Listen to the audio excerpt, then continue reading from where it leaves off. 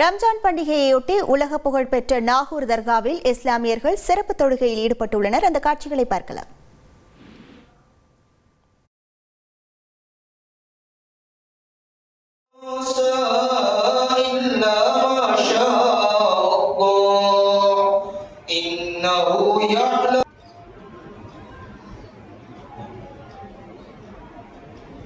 இது தொடர்பான முழு விவரங்களோடு இணைகிறார் செய்தியாளர் ஸ்ரீதர்.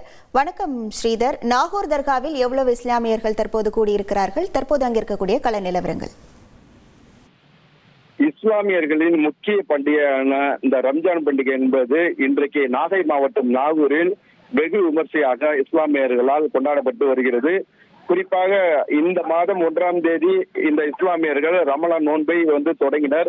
அதனைத் தொடர்ந்து இந்த 30 நாட்கள் நிறைவடைந்ததை தொடர்ந்து இன்றைக்கு இந்த நாகை மாவட்டத்தில் அமைந்துள்ள உலக புகழ்பெற்ற என்னங்க இனி வீட்டு வேலையில கொஞ்சம் அதிக ஒத்தாசையா இருக்கணும். யா வேலை கிடைச்சிட்டா? வேலையா? நான் பாஸ் ஆகணும்னு நினைக்கிறேன். எப்படி? பாஸ் வாலா. Be the pass.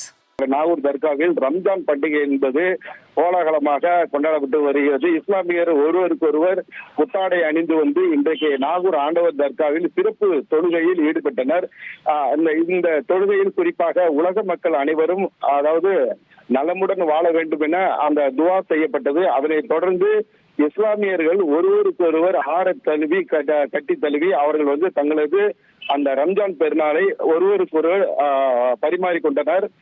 தொடர்ந்து இன்றைக்கு நாகூரில் நடைபெற்ற இந்த ஆண்டவர் தர்காவில் நடைபெற்ற சிறப்பு துவாவில் சிங்கப்பூர், மலேசியா உள்ளிட்ட பல்வேறு நாடுகளில் இருந்து ஏராளமான இஸ்லாமியர்கள் இன்றைக்கு நாகூர் தர்காவுக்கு தற்போது இந்த கொண்டாட்டத்தில் ஈடுபட்டு வருகின்றனர்.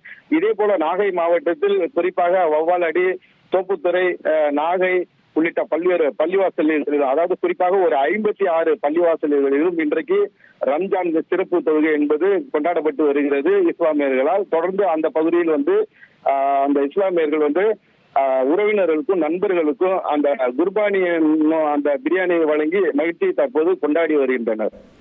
உங்கள் முழு விவரங்களுக்கு நன்றி ஸ்ரீதர்.